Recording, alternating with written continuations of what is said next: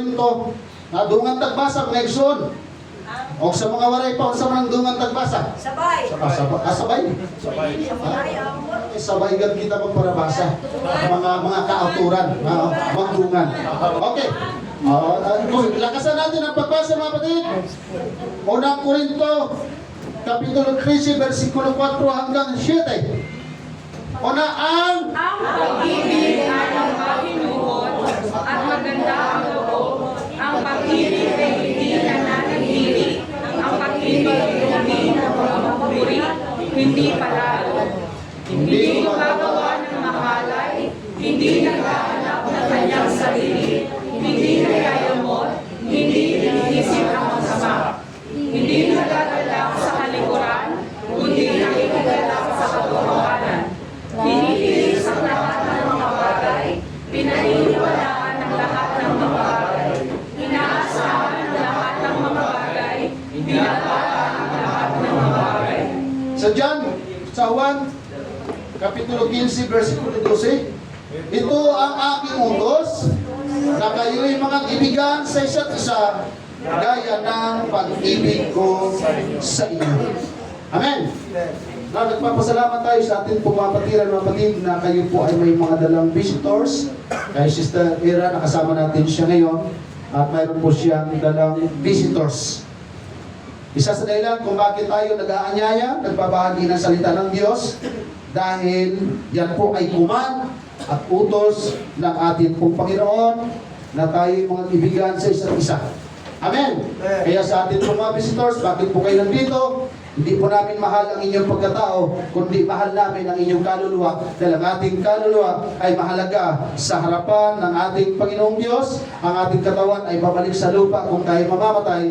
Ang ating kaluluwa ay harap sa ating Panginoon at huhukuman tayo kung tayo ba ay papalagid at papaimpirno. Kaya salamat na mayroon pang ginagamit ang Panginoong Diyos ng mga tao para tayo ay anyayahan, dahil ako rin po ay inanyayahan na makatin sa isang krusada. At doon nangusap po ang ating Panginoong Diyos sa isang gampanin na hindi sa panaginip, na hindi sa pangarap, ay hindi ko pinangarap, mga kapatid, na makatayo sa likod ng pulpito, dahil ang trabaho ko dati, Brother Elmer, ay tagagawa ng santo.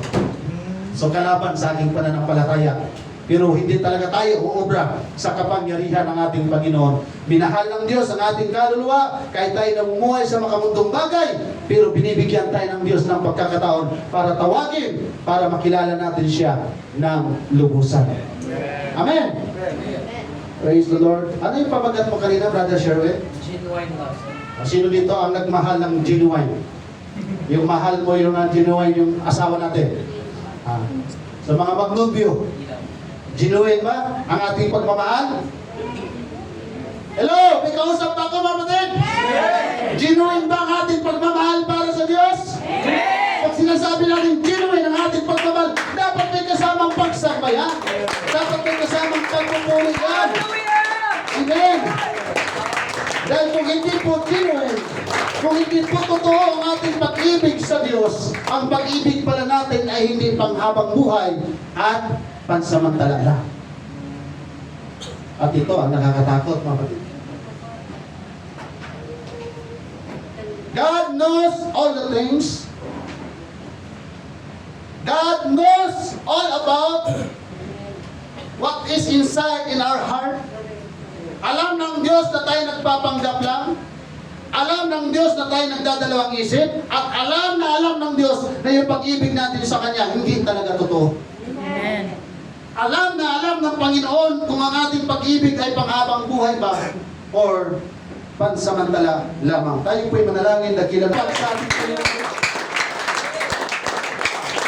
Kumamay ka ng tatlo at sabihin mo sa Kanya, I love you with the love of the Lord. I love you. At sabihin mo sa Kanya, panghabang buhay yan, hindi pansamantala.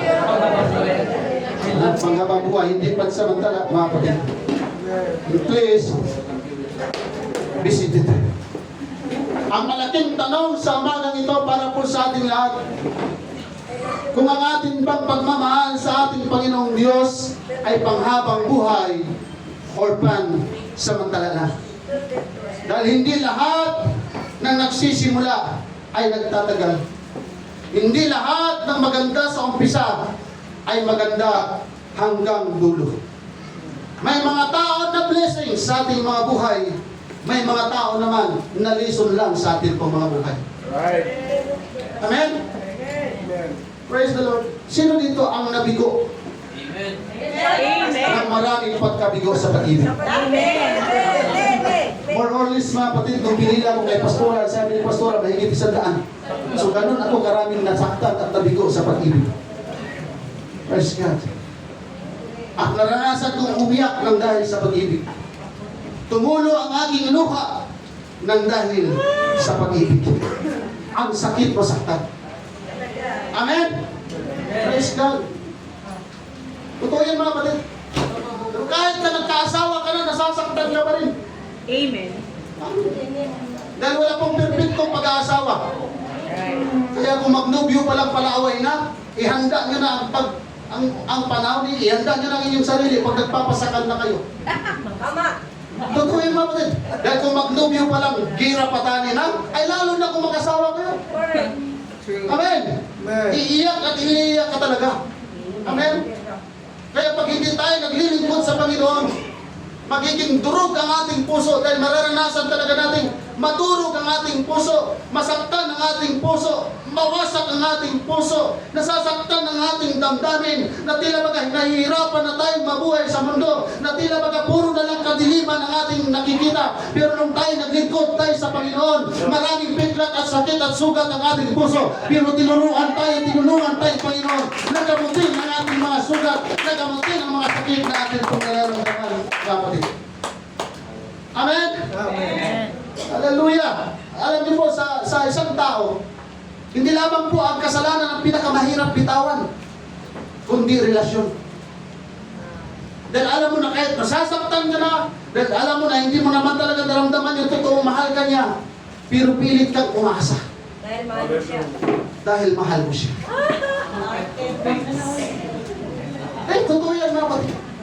Danas na danas ko po yan. Totoo yan, Pastor. Akala ko mahal nila ako. Pero hindi pala. Dahil hindi po lahat ng mahal mo ay kalooban ng Diyos. Right. No? Totoo yan mga kapatid. Amen.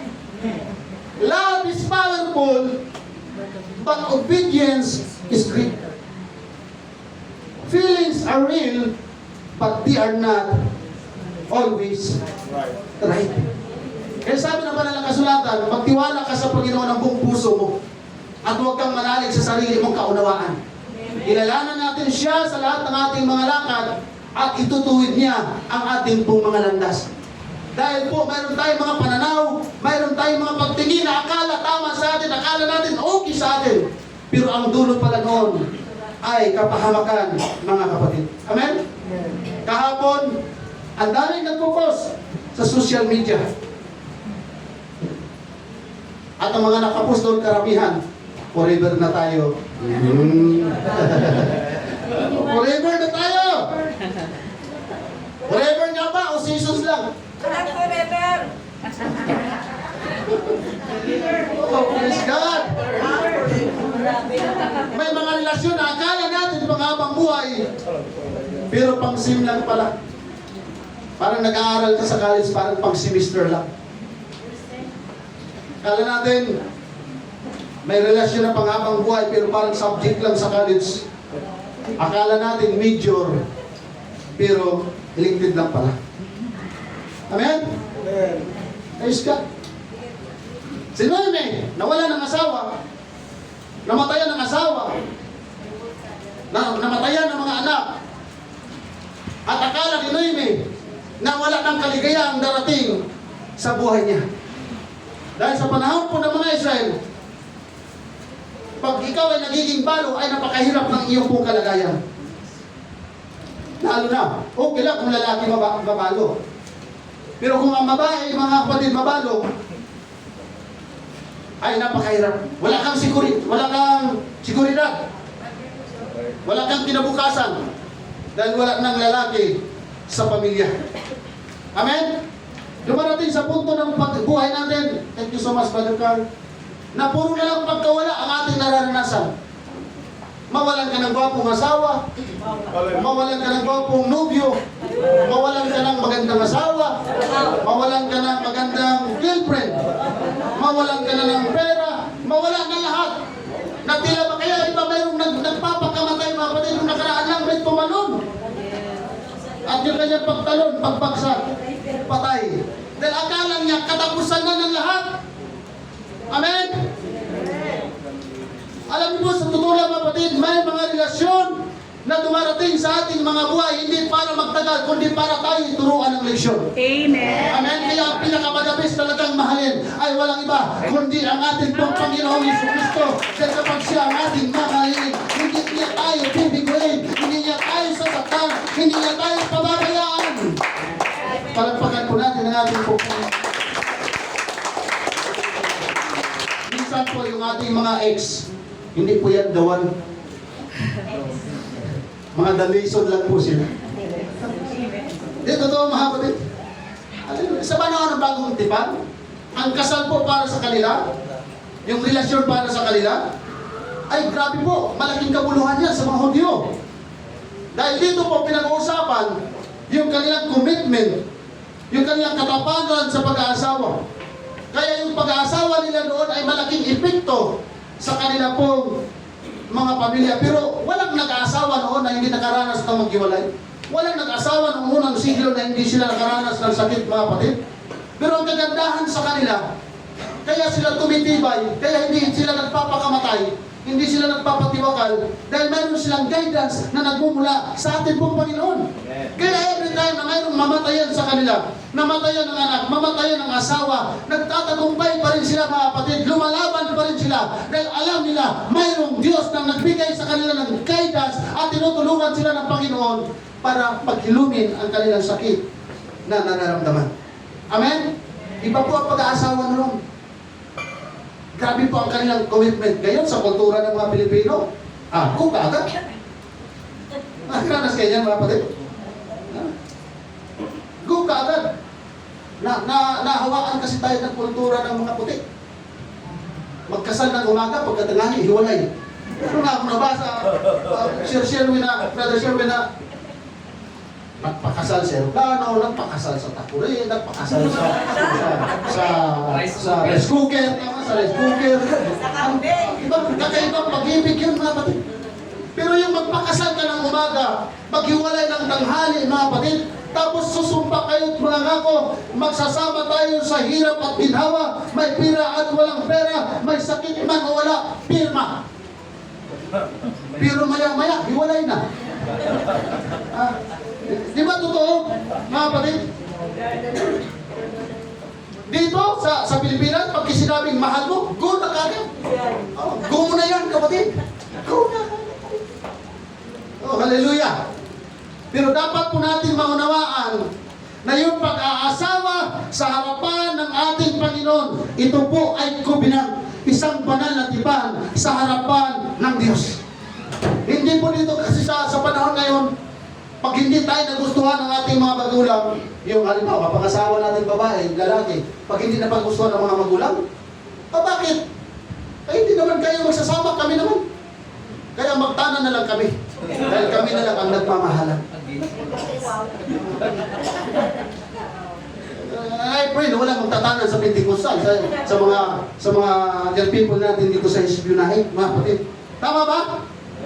Sa ating pagmamahalan, lagi nating isama ang ating Panginoong Diyos sa ating pong pagmamahalan. Dahil ang covenant ng pagmamahalan ay dapat kasama ng ating Panginoong Diyos. Kaya si Samson na-disgrasya. Napahamak si Samson, mga kapatid, dahil binaliwala niya yung kanyang mga advice. Binaliwala niya ang payo ng kanyang mga magulang. Si Samson ay pinili ng Diyos. Si Samson ay may anointing. Si Samson ay mayroong calling na nagmumula sa ating pong Panginoon. Pero ang pinili niya, si Delilah. Di ba may kantang why Delilah? Itong Diyos, no? Tang tang tang tang tang tang tang tang tang tang tang. Yan yung mga may anointing siya. Pero pumatol siya sa isang babae na hindi plano ng Diyos. Dahil si Delilah ay isang Filistia. Anak ng isang Filisteo. Ang lahi niya ay sa Pilistino.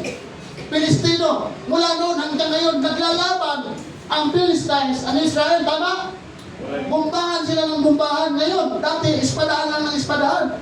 Kaya ang sabi ng Panginoon, ang sabi ng magulang ni Samson, ayaw na.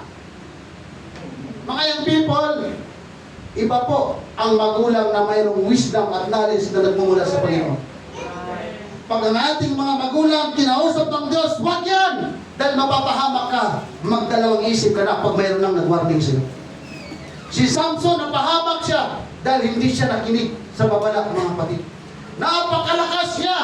Pero nung nawala na ang Espiritu ng Panginoon, yun tinuro ng Sunday School kanina, pag mawala sa atin ang Espiritu ng Diyos, wala na tayo magagawa laban sa kaaway.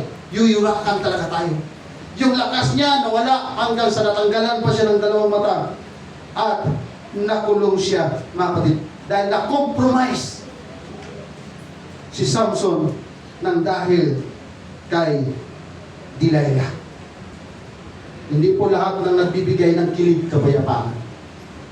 Sino po dito nakaranas ng kilig? Kinig ako, pastor. Kinikilig kami para sa iba. Sino yan? Sister Len? Praise God. Taga-sana all. Taga-sana all. Hindi lahat na nagbibigay ng kilig ay nagbibigay ng kapayapaan. Kapag pinili natin ang relasyon kaysa kuling ng ating Panginoon, ihanda natin ang ating sarili dahil mayroon po yung malaking kapalit, mapalit, at minsan pa yung pag-ibig natin ang nagiging dahilan ng pagkalubog ng ating pananampalataya at pagkawala natin sa ating Panginoon. Amen? Alam niyo po, may mga Kristiyano kung magdasal, Lord, kung hindi siya para sa akin, ang galit ko na siya sa buhay ko. Si sister na. Parang punong-puno ng pag-ibig si sister. Pag may mga prayer tayo ng ganyan, Lord, kung hindi siya para sa akin, tanggalin mo siya sa akin. Nung tinanggal ng Panginoon, nung nawala na, Lord, huwag ganun. Huwag naman ganyan, Lord, balik mo siya. Hallelujah! Ay mga bagay talaga, maturity, wala talagang forever sa mundong ito, mga kapatid. Amen. Kaya nung nangaral si Apostol Pablo sa lugar ng Corinto, nakita ng lugar ng Corinto na nagsiselebrate din sila ng Valentine's Day. But not in a proper way, but in a sinful way. Makamundo ang kanilang pagdiriwang. Kaya ang sabi ni Apostol Pablo sa kanila, kaya galit sila kay Apostol Pablo, dahil ang sabi ni Apostol Pablo, ang totoong pag-ibig ay sacrificial.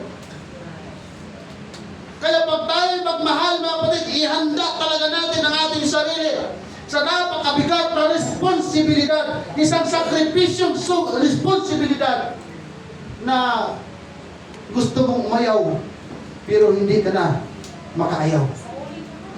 Sabi ko sa ulit. Kapatid, ang kilig ay hindi po seasonal, kundi commitment at intentional. Bago tayo mag-asawa, naku po,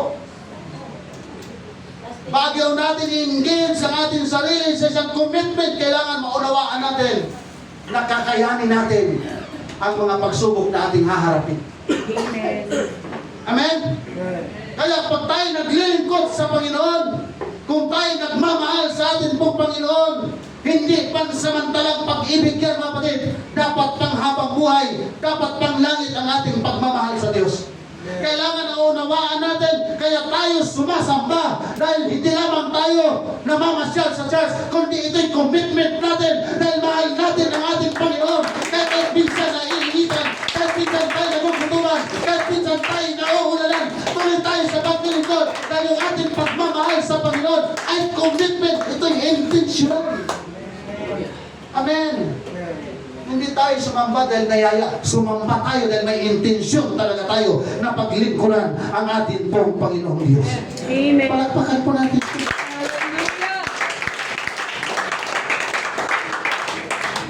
Ikausap pa ako, mga kapatid. Kapag ang ating relasyon relasyon, kung tayo man ay may karelasyon, pero dinadala tayo sa paglayo sa ating Diyos na pinaglilingkuran, hindi po forever na pag-ibig yan, mga kapatid ko. Ngayon, people, wala naman akong magagawa kundi magbigay ng babala. Huwag niyo pong ikompromiso ang inyong pag-ibig sa Diyos. Pag dumating na ang inyong mga panahon, na pag tumitibok-tibok at tumitipintig ng inyong mga puso at nakikita yan sa kislap ng inyong mga mata, siguraduhin po ninyo na yung inyong iibigin, dadalhin ka sa Panginoon, huwag kang ilayo sa Diyos. Dahil kapag ilayo ka na sa Diyos, mga kapatid, diyan na po ang mabigat na pagdadaanan. Amen? Lahat ng mag-asawa, may asawa, magsabi, praise the Lord. Praise the Lord! Sa lahat ng mayroong mga nubya, magsabi, praise the Lord. Nahinay man. Pastor, mag-umay yung pastor, kay Basing Pagkasabaan mo, pastor. Lahat ng nag-aasawa, lahat ng may asawa, lahat ng magnobyo, lahat ng magnobya, tayong lahat ay nakakaranas ng misunderstanding. Amen. Nakakaranas po tayo ng conflict, nakakaranas tayo ng rejection. Amen? Pero every time na nakakarinig ka ng pinagsasabihan ka na, lumayas ka, pangit ka, wala kang kwenta, hindi kita kailangan, dumulog ka na sa ating Panginoon. Dahil napakasakit yan sa ating puso at isipan, mga kapatid, at ang makakatulong sa atin ay ang ating Panginoon lang. Dahil pag sa kapwa-tao tayo humingi ng tulong at payo, lalo na hindi mananampalataya, sabihin sa iyo, tumagay ka. Pag-inom ka, hanggang sa madisgrasya ka, mga kapatid. Amen? Sa Diyos lagi tayo. Every time na tayo nasasaktan. Every time na tayo nahihirapan. Kaya kung mayroon man tayong advice, na magiging tayo ng advice sa pastor, sa pastora, sa elders. Amen? Praise God. Mga kapatid, nag-aaway nga ang mga pastor. Kayo pa kaya nag-aaway? Sino pa dito hindi nag-aaway? Sabi nga ni Brother Jess, napakapalad niya. Hindi siya inaaway ni Sister Chan. Praise God. Hallelujah. Ang Diyos ang nagpapatatag sa atin, mga kapatid. Kapag nasusugatan ang ating puso, sabi ng aklat ng mga awit, ang Diyos ang nagpapatatag sa atin. Siya ang gumagamot, siya ang nagpapagaling sa ating mga pusong sugatan. Dahil ang totoong pagmamahalan ng mag-asawa ay hindi lamang po emosyon. Ito ay commitment, forgiveness. Amen! Palakpakan natin ang ating Panginoon Diyos. Lahat ng mga lalaki, magsabi, praise the Lord! Praise the Lord! Basahin natin yung Ephesians chapter 5, verse 25 ng sabay-sabay. Basahin natin mga asawa! Ang inyong mga asawa, gaya ng pagmamahal sa iglesia. Kahapon, ang daming nag-I love you sa social media dahil Valentine's Day. Dito daw, sige daw mga kapatid. Ito, nasa harap tayo ng Diyos. Lahat sa mag-asawa mo na, yung sa mga... walang exempted, no? Dito kami. Mga senior exempted na maraming exempted pala. Okay lang po yan. Ang mahalaga, mahal po namin kayo. Basta, naglilingkod tayo sa Panginoon, mga kapatid. Amen? Amen. Sabihin mo sa iyong asawa, asawa, mahal kita! Asawa, mahal kita! Wala yung iba. Wala yung iba, wala.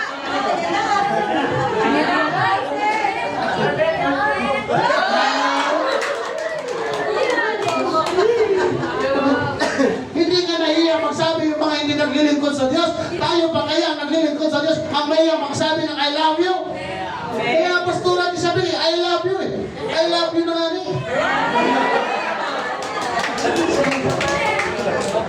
Jeremiah, Jeremias. Niwala, di talaga niwala sa pastora eh. Wala siya maniwala eh. Ang puso ay mandaraya sa lahat ng bagay. Kaya hindi po lahat ng ating nararamdaman sa tao ay mula sa Diyos. Amen? Pastor, ego ko na to. Bakit? Love ko na siya. Grabe. Siya lang yung nagbigay sa akin ng atensyon. Pagpasok ko sa church, pastor, walang pumapansin sa akin. Tila baga hindi ako belong sa Pentecostal. Pero nung pinansin niya ako, wow!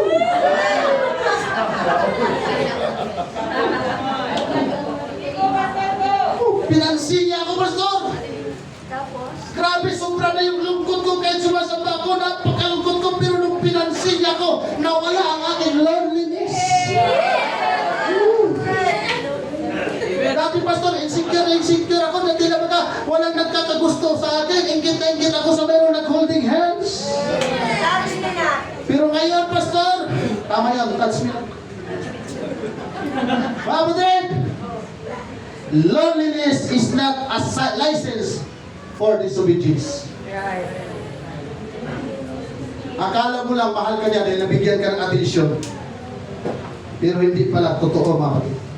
Alam niyo po, ang isa sa pinakamasakit na talata na nabasa ko sa Bible, sa Genesis chapter 2. Sabi doon, dahil dito iiwan ng lalaki ang kanyang ama at ina at makikisama sa kanyang asawa at sila'y magiging isang laman. Alam niyo po, nadudurog ang puso ko araw-araw, mga kapatid, pag naalala ko ang nanay ko. Birthday niya kahapon. Kita mo, ito po ang pinakamasakit na mararanasan natin mga magulang. Kapag iiwan ka na ng ating anak at mag-asawa. Yung nanay ko po, nakatirang siya lang mag-isa, asot pusa ang kasama. At may mga panahon na nag-uusap kami na para baga siyang nababaliw dahil wala siyang kausap. Mga anak, hindi na po kayo makakita ng magulang na kagaya ng inyong mga magulang. Lahat ng mga anak, kung saan, praise the Lord. Ang ating pong mga magulang, hindi perfecto, nagkakamali, minsan masakit kung magsalita. Pero hindi na po kayo makakatakbo.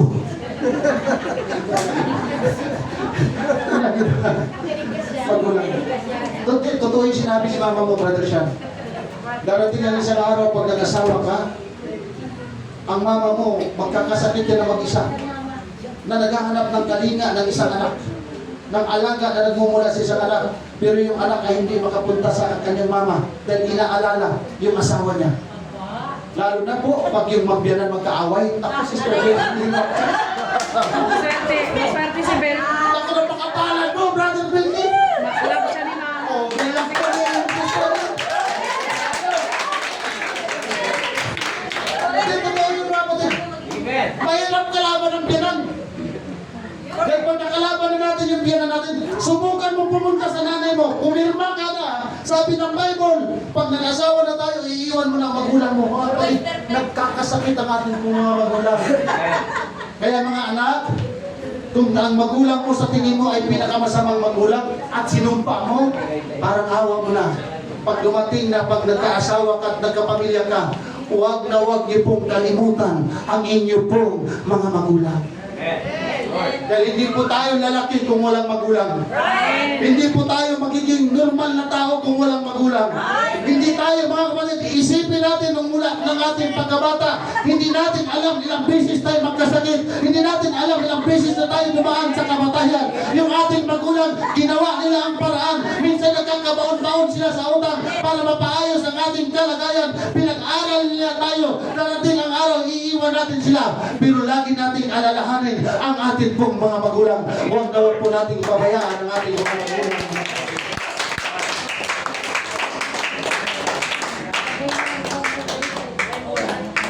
Hallelujah! Mahirap po ang sitwasyon ng isang magulang, lalo na pag namatay at nag-iisa na lang, mga kapatid. Dudurog ang puso. Dahil may mga panahon na dumadaing sa akin, ang nanay ko walang-wala ako, mga kapatid. Kaya dinadaan ko na lang sa panalangin. Napakapalad ko dahil nakapag-asawa ko hindi madamot. Praise God. Pero mayroon talagang naranasan, mga kapatid, nakakita ako ng mga taong tinitiis nila ang kanilang mga magulang. At ang mabigat pa, stroke na nga, iniwan pa ng asawa.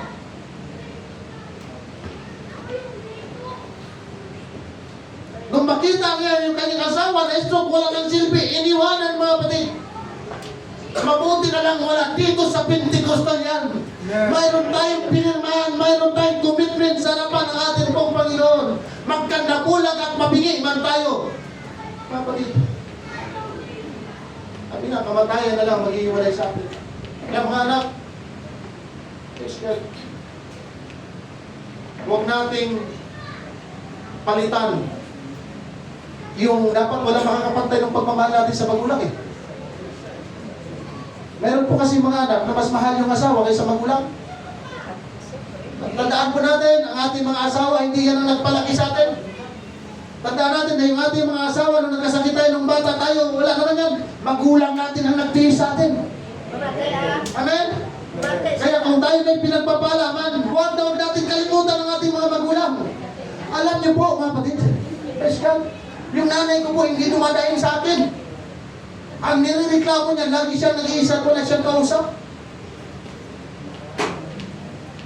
Pagpunta ko doon sa kanya, mga kapatid, hallelujah, gustong mag-inom ng kape ni mama, walang kape. Gustong uminom na lang ng matubig, walang asukal, mga kapatid. Dali-dali akong bumili ng kape. Dali-dali akong bumili ng tinapay. Dali-dali akong bumili ng aso. Dahil sabi ng nanay ko, ayaw kong maging magpabigat sa mga anak ko. Pero may nabasa ako yung isang quotation na yung magulang natin nag-iisa lang po yan sa mundo. Darating ang panahon, mawawala din sila sa atin. Kaya hanggat mahal natin sila, hanggat buhay pa sila, mga kapatid, huwag natin ipakita ang ating pagmamahal ng Valentine's Day lang. Araw-araw dapat tayong nagmamahalan sa harapan ng ating Panginoon.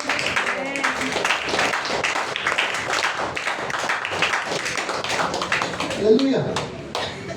Sinsya na po, iyakin talaga ako, mga kapatid. Hallelujah. So sa kultura ng mga Hebreo, ang kasal sa kanila, ang pag-aasawa sa kanila, ito po'y covenant, hindi po kontrata. Sa atin po kasi ngayon, kontrata eh. Kaya mayroong marriage contract. Kaya bago tayo pumirma sa kontrata, tiyakin natin, mga kapatid, na magsisi ka na. Bago ka lang magpakasal, magsisi ka na. Then mayroong iba nagsisi pagkatapos kinasal. Nagsisi talaga ako na ikaw yung aking napangasawa. Hindi ka katulad ng dati kong boyfriend. Gwapo na, responsible na, lahat na sa kanya. Oh, grabe, kinumpir ka pa ngayon. Hallelujah! Kapatid, ang paglilingkod natin sa Diyos, hindi po kontrata. Amen. Pastor, hanggat kaya ko lang maglingkod, doon lang ako. Pag hindi ko na kaya, hindi na ako maglilingkod. Pag mahal natin ang ating pong Panginoon, higit pa ito sa marriage contract, mga kapatid. Amen. Dahil yung commitment natin sa Panginoon ay panglangit na commitment yan. Yung pagmamahal natin sa Panginoon, hindi lamang araw ng linggo, araw-araw natin mamahalin ang Panginoon. Na kahit gaano maraming pagsubok ang ating pagkadaanan, hindi po tayo tatalingon sa ating pong Panginoong Diyos. Amen! Napakasakit sa isang magulang kapag binabaliwala ka ng iyong anak. Ganon din ang ating pong Panginoon. Sinasaktan natin ang damdamin ng Diyos kapag binabaliwala po natin ang panawagan ng ating pong Panginoong Diyos. Alam niyo po kung mayroon mang isang lalaki sa Bible na pinakamatinding pinagdaanan, si Gomer. Akalain mo ba naman napakaraming babae sa Israel? Inutusan siya ng Panginoon, Gomer, asawahin mo si Hosea. Hosea ba yun? Si Gomer yung inutusan na asawahin. Oo. Si Gomer yung babae. Si Gomer yung babae. Si Hosea yung lalaki. Resting pata na. Muntik nang babaliktad, mga kapatid. Mabigat yun. Hosea! Ang Panginoon ang naghanap sa kanya ng mapangasawa. Di ba blessings yun? Ang Diyos ang naghanap sa kanya ng mapangasawa. At ang sabi niya, asawain mo si Gomer. Ang mabigat si Gomer, patutok. Prostitute, mga kapatid. Di ba napakabigat yun? Ang dami-dami babae doon, bakit yung patutok pa ang pinasawa sa kanya ng Panginoon? Dahil may dahilan. Dahil may dahilan. Kahit puro kasamaan na ang ginagawa ng asawa ni Hosea, Pero hindi siya hiniwalayan ni Hosea. Kahit iba-ibang lalaki na siya, hindi siya hiniwalayan ni Hosea dahil utos ng Diyos sa kanya. Anong lessons doon, mga kapatid? Kapag ang Diyos nakipag-commitment sa atin, kahit ilang beses tayong magsinungaling sa Panginoon, kahit ilang beses natin saktan ang puso ng ating Panginoon, every time na tayo babalik sa Kanya, welcome pa rin tayo. Tinatanggap pa rin. Kaya ang pag-ibig ng Diyos sa atin, hindi nakabase sa kontrata. Ang pag-ibig sa atin ng Panginoon ay forever na pag-ibig, mga kapatid. Yun yung genuine love. Brother Sherwin, ang sakit ko. Hallelujah! Dahil pinakita ng Diyos sa bayang Israel na kahit dahil sumasampa sila sa Diyos-Diyosan. At ang sabi ng banal na kasulatan, mas masahol pa sila sa patutot. Pero tinatanggap pa rin sila at tinatanggap ng atin pong Panginoong Diyos. Kaya sa atin pong mga young people, ang pag-ibig na nagmumula sa Diyos ay hindi po yan kilig, kundi yan po ay commitment. Ito yan. Tuwang-tuwa na si Chico. Naka 14 years na siyang nagsibak ng kahoy, nag-alaga ng mga alagang hayop ng kanyang magiging biyanan.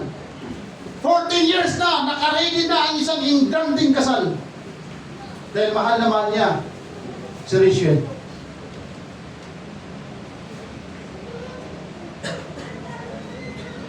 Kaya nung may tumabi sa kanya, isang gabi, tuwang-tuwa si Jacob.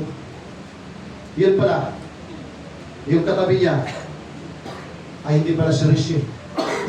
Sino yung mga kapatid? Leah. Si Leah, kapatid ni Rachel. Grabe!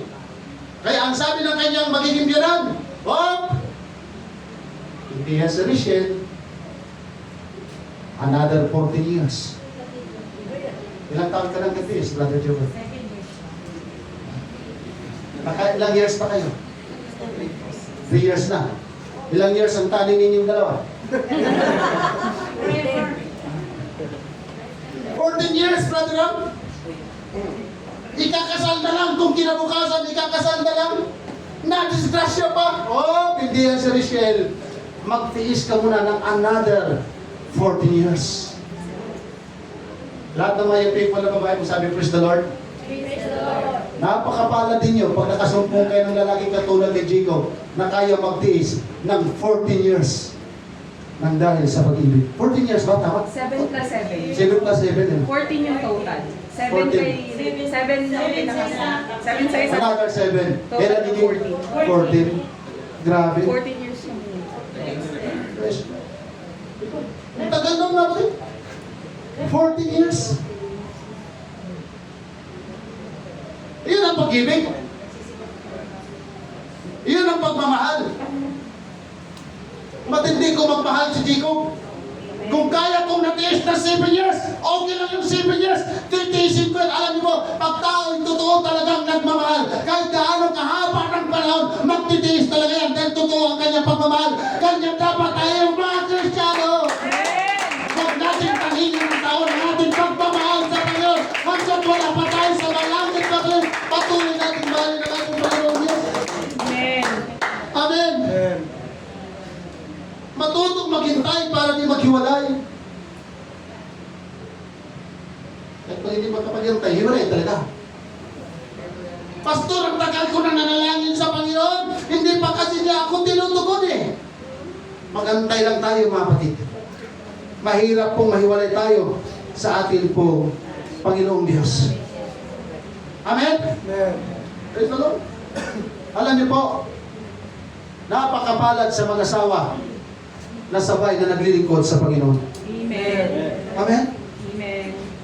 Napakapalad na yung mag-asawa nagtutulungan sa ministry. Yes. Napakapalad sa mga mag-asawa na teamwork sa paglilingkod sa Panginoon. Dahil hindi po lahat na mag-asawa teamwork sa Panginoon. Kaya mayroong nagsisimbang lalaki, wala yung babae, may nagsisimbang babae, wala yung lalaki. Maliban na lang talaga sa mga bagay na talagang hindi pwedeng magsama. Pero mapalad yung mag-asawa na parihas na naglilingkod sa ating pong Panginoon. Amen?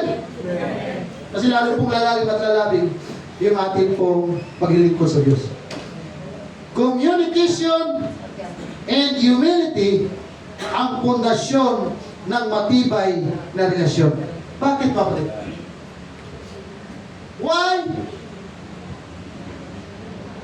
Communication and humility ang pundasyon ng matibay na relasyon. Hindi po kasi lalalim ang pag-ibig ng nagmamahalan kung wala pong nagpapakumbaba. At mahirap magkaroon ng pundasyon na matibay ang nagmamahalan kung walang communication. Di ba? Bakit di ba ako kinakausap? Ba't tayo mo akong kausapin? Tinatamad ka na makipag-usap sa akin. Nung hindi pa kita sinasagot, kahit ayaw kita kausapin, gusto mong kausapin kita. Ngayon na, tayo na, ayaw na akong kausapin.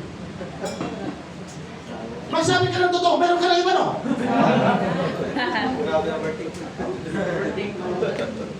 Dahil walang maayos na communication. Kaya nga po nakapagtataka mga kapatid. May mga taong nagsasabing matibay ang kanilang relasyon sa Diyos. Paano sila naging matibay na hindi nga nag-pray? Wala nga komunikasyon sa Panginoon eh. Walang pakikipag-usap tapos matibay. Amen? Walang matibay na magkasawa na hindi nag-uusap. Totoo ba mga kapatid? Amen? Hallelujah! Ang bawat nagmamahalan, nakakaranas tayo ng sakit, mga pagsubok.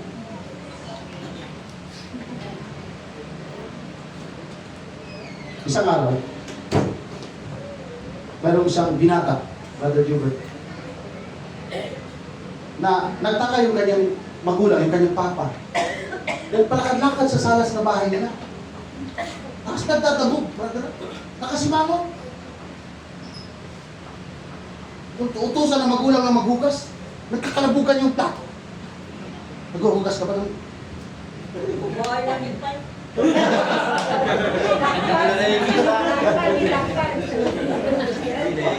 Kung anong inutos na magulang, yung anak sumusunod pero nagdadabog. Sabi ng papa, bakit ka ba ganyan? Hindi ka naman dating ganyan ah. Ba't dabog ka ng dabog? Huwag mong sabihin, mag-aasawa ka na. Sabi ng anak, oy si papa para propeta, nahulaan. Gusto lang pala mag-asawa.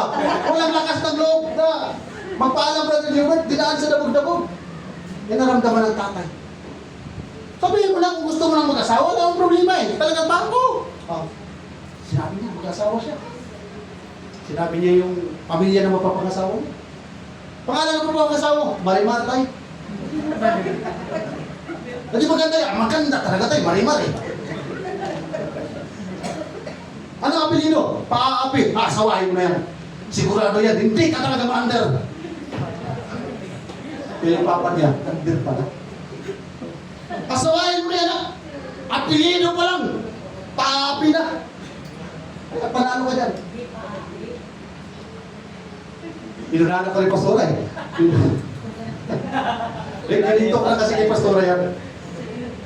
Madaling salita mga kapatid, nag-asawa sila. Dahil buto yung kanyang magulang, dahil paapi. Nakasigurado sila na yung anak nilang lalaki hindi maging under desire. Abay, wala pang isang linggo, Sister Chuck. Umiiyak yung anak nilang lalaki. Ang dami. Ano kasi pusa yung kumauras sa daming suka?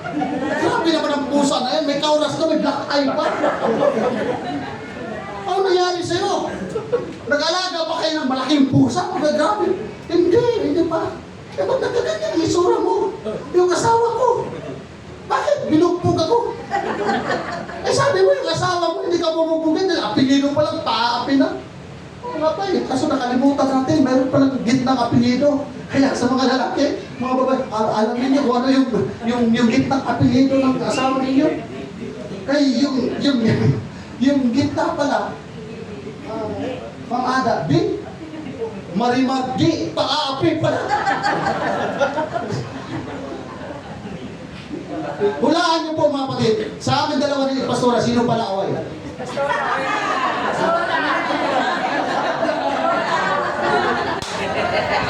Alam niyo po mga kapatid, pag kami nag-away ni ni Pastora, lagi akong sumisilip sa bintana. Pag wala kaming lakad, binabantayan ko Brother Bilky pag nagdidilim na. Pag medyo didilim na, papasok na ako sa kwarto. Sabi ko sa kanya, magbati na tayo din, pinapatawad na kita. Sabi ni Pastora, Pastor, ikaw ang nangaway sa akin, tapos... Sabi mo ng Bible, pag nag-asawa, huwag tulugan. Ayos ka. Oo. Sa amin dalawa, Sister Beth, pag nag-away kami, number 1 talaga ako nakikipagbati. Yung number 1 din ako makipag-away.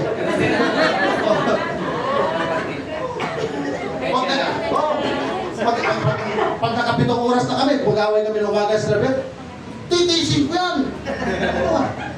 Magluto siya yan. Hindi niya ako yayain. Okay lang. Kakainin ko ang datang niluto niya.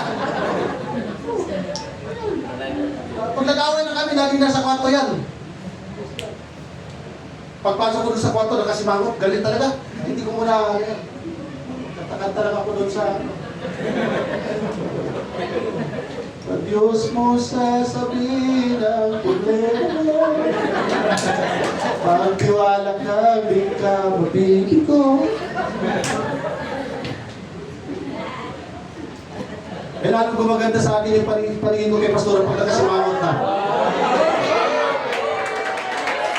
Pag nakasimangot na yung mabalik, uupo na ako yan doon sa... Oh my God. Kiss na. Bati na tayo dahil pinapatawad na kita. Siyempre, dapat naman ako yung Pastora. O kiss na, o bati na. Kaya natutulog kami, hindi nag-aaway. Mga kapatid. Hallelujah! Nagpagan natin ang kapatid. Wala ka mag-asawa, kung mag-unyog kayo na, kayo na po. Nakakalam ko sino po yung panaaway sa inyo. Kung sino yung panaaway, kaya kayo na po ang unang makipagbati. Amen.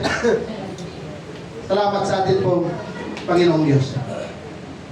Sa atin po mga magnobyo at magnobya, alamin niyo po, dahil malalaman po ninyo kung ang inyong magiging asawa to be ay kalooban talaga ng Diyos. Dahil baka kalooban lang natin, hindi kalooban ng Diyos. Sa atin po mga young people, kung kayo po ay mayroong karelasyon ngayon at pag pinagbabawalan kang sumamba at maglingkod sa Diyos, umasa ka. Hindi kalooban ng Diyos yan. Pag ang minamahal mo, nilalayo ka sa Panginoon, imbis dalhin ka sa Panginoon, makipaghiwalay ka na dahil hindi kalooban ng Diyos yan. Huwag mo nang ipilit dahil masasaktan ka lang.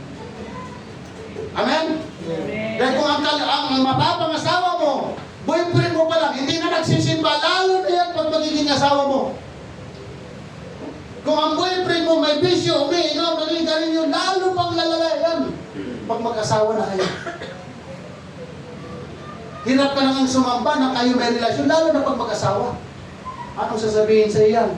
Huwag na muna tayo sumamba, magtagay-tagay lang muna tayo. Dahil may okasyon. Hanggang dumating sa bandang huli, mawawala na rin yung conviction mo sa Panginoon at tuluyan ka nang mawala sa Panginoon. Pag binaliwala natin yung mga heavenly advice, pag binaliwala po natin yung Word of God, dahil sinusunod ko ang puso mo, puso ko to eh! Kaligayahan ko to, wala kayo na! Kahit mahapa, kahit itagpag, kahit pa rin, wala makakaharang sa akin. Dahil mahal ko ang mapapangasawa ko. Pag napangasawa mo na yan, mga kapatid, umasa ka na. Makakaranas ka talaga. Maganda. Dahil yung simpleng tagay lang, pag nag-asawa na kayo, laklakan na yan. Ikaw pang tagagawa ng bulutan. Pag hindi ka sumunod, kakaratihin ka, mga kapatid. Kaya, masasaktan ka lang. Hindi ka na magsisimba. Hindi ka na magbabasa ng Biblia dahil pagbabawalan ka na. At mawawala na sa Panginoon. Huwag mo natin kompromiso ang ating pong pananampalataya, mga kapatid. Dahil walang kapayapaan, walang totoong kapayapaan ang taong hindi naglilingkod sa ating pong Panginoong Diyos. Amen? Palakpakan natin ang Panginoon. Wala talagang kapayapaan sa mag-asawang hindi naglilingkod sa Panginoon. Puro talaga yung problema. Amen? Pero iba ang mag-asawang nagkakaproblema na naglilingkod sa atin po, Panginoong Diyos. Amen. Totoo ba, mga kapatid? Sipin niyo po ang sapatos. May sapatos na maganda. Tama? May mga sapatos na napakaganda. May mga sapatos na napakamahal. Pero kahit gaano kaganda, kahit gaano kamahal, pag hindi magkasya sa paa, walang kwenta. Kahit pilitin mo pa yan, mga kapatid, hanggat hindi magkasya sa iyong paa, kahit gaano kaganda, kahit gaano kamahal, pag hindi kasya, pag pinilit mo, masasaktan ka lang. Ganon din sa pag-aasawa. Pastor, ang gwapo niya, ang ganda niya. Mahal na mahal ko siya. Ay kung hindi naman siya kalooban ng Panginoon para sa iyo, masasaktan ka lang. Kapatid. Amen? Amen. Kung siya'y maganda, kung siya'y gwapo, at mahal na mahal mo siya, at siya'y mula at kalooban sa ating Panginoon, ego na yan. Dahil sa Panginoon yan, mga kapatid. Amen? Palakpakan natin ang ating dakilang. Heavenly advice mo yan. Kahit gaano siya kamahal, kahit gaano kagwapo, kahit gaano kaganda, pero hindi naman siya ang karapat-dapat sa iyo. Masasaktan ka lang at masasaktan ka lang. Kapatid. Lahat ng may payong, magsabing praise the Lord. Ilan lang tayo dito may payong. Di ba ang payong ginagamit tuwing umuulan? Tama? Amen. Alam niyo ba mga kapatid na may mga payong na ginagamit lang tuwing umuulan pag mga mainit? Hindi na ginagamit. Totoo? May mga payong na ginagamit lang tuwing umuulan. Pag di umuulan, di na ginagamit. Mga young people na babae. Hallelujah. Mga young people na lalaki. Pakiramdaman ninyo kung yun bang pagmamahal ninyo sa isa't isa ay hindi katulad ng payong. Baka mahal ka lang dahil mapapakinabangan ka. Pag wala nang pakinabang sa iyo, goodbye ka na. Baka mahal ka lang dahil napapakinabangan ka. Pero pag hindi ka na kailangan, katulad ka na lang ng isang payong na inilalagay sa isang tabi. Lagi nating alalahanin, hindi tayo payong, anak tayo ng Diyos, mga kapatid. Siguraduhin natin na hindi ka lang niya minahal dahil kailangan ka. Pag hindi ka na kailangan, patay kang bata ka. Kaya ng kwento ko sa inyo, mga kapatid, pag naparalyze ka, baka iiwan ka na. Dahil hindi ka na kailangan. Hindi ka na mapapakinabangan. Amen? Amen. Praise God. Pero tayo, magkasakit, maparalyze tayo, as long na nagmamahal tayo sa ating Panginoon at naglilingkod, umasa ka. Lahat ng pagkakataon, tutulungan din tayo ng ating Panginoon. Huwag tayong lumapit sa Diyos dahil mayroon tayong pakinabang sa Kanya. At pag natanggap na natin ang ating pakinabang, hindi na tayo lalapit sa ating pong Panginoon. May pakinabang man o wala, tinutugon man o hindi ang ating mga panalangin. Tuloy tayo sa paglilingkod sa ating pong Panginoon. Bakit? Ang pinag-uusapan dito, yung ating pagmamahal, yung ating commitment, na yung ating pagmamahal sa Panginoon. Hindi pagsamantala, mga kapatid. Amen? Praise God. Kaya alam niyo po, mga babae, napakapalad ninyo pag napangasawa ninyo katulad ni Joseph. Dahil marami talagang lalaki, Sister Chat, ang nagsabi, si Joseph nagtampo sa bigas. Nagtampo sa bigas si Joseph, Brother Gilbert. Akalain mo, asawa na ni Potiphar. Gaano kaganda ang asawa ni Potiphar?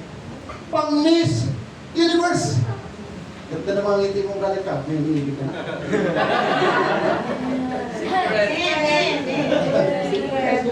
Brother Rick, ang ganda! At pag yung magustuhan ka ng ganung klaseng nilalang, abay napakapalad mo. Dahil si Potiphar ay hindi basta nilalang lang. Mataas ang kanyang katungkulan, kaya hindi siya basta-basta pumapatol. Kaya lumalabas sa pag-aaral sa mga Bible scholar na itong asawa ni Potiphar ay pang Miss Universe, ang ganda. Praise God. Napakaganda ng kanyang asawa. Kaya ang sabi nila, baliw lang ang isang lalaki na tumanggi sa isang katulad ng asawa ni Potiphar. Wala nang ligaw-ligaw eh. Diba? Oh, Joseph, hindi na kailangan manligaw pa. Pero ang ginawa, tumakbo. Iyan ang lalaki. Lahat ng binata, taas ang kamay.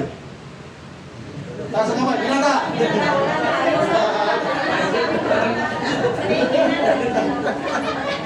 Iyan ang lalaki. Ako lang, pastor. Oh, yun. Grabe. Bihira ka lang makakita, makarinig ng isang lalaki na tumanggi sa isang ganong klaseng kagandang babae, mga kapatid. Alam mo po, pwede naman sumuko si Joseph sa tukso eh. Pwede naman yan matukso, mga kapatid. Pwede naman yan patulan yung asawa ni Potiphar. Pwede niya patulan. Pero pinili ni Joseph ang Diyos. Amen.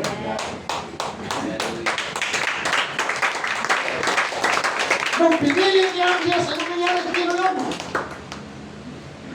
Ayaw mo pala sa akin, Joseph, ha?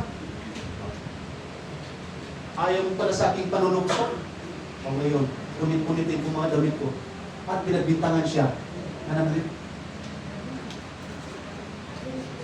Ikulong niya dahil ng rip. Kaya ang totoo, siya naman talaga nagkagusto. Dahil ayaw siyang patulan, nagawa siya ngayon. Dahil napahiya siya eh. Pero sino ba naman hindi mapahiya? Napakaganda mo, pang Miss Universe ka, tanggihan ka. Pero dahil pinili ni Joseph ang Diyos, kinulong siya. Dahil pinili ni Joseph ang Diyos, mula sa hukay, mga kapatid, mula sa kulungan, from prison to palace. Amen. Amen. Lahat ng panunukso ng kaaway sa ating mga tatay, sa ating mga young people na lalaki, hallelujah, kahit may asawa ka, mayroong Delilah ang demonyong ipapakita sa'yo, tutuksuhin ka, pagbibintangan ka, pero as long na ninindigan ka at pinili mo ang Diyos, umasa ka, mga kapatid, ipagtatanggol ka ng ating pong Panginoon at hindi magtatagumpay ang kaaway sa buhay natin. Amen. Palakpakan natin ang Diyos. Amen. God be the glory. Kaya si Samson napahamak. Akala niya si Delilah forever na niya. Akala niya si Delilah panghabang buhay na magpapasaya sa kanya. Yun pala, seasons lang. Season lang. At ano bang nangyari? Natalo si Samson. Mga young people na lalaki at babae, huwag na huwag kayong pumatol sa mga unbeliever. Huwag kayong pumatol sa hindi mananampalataya.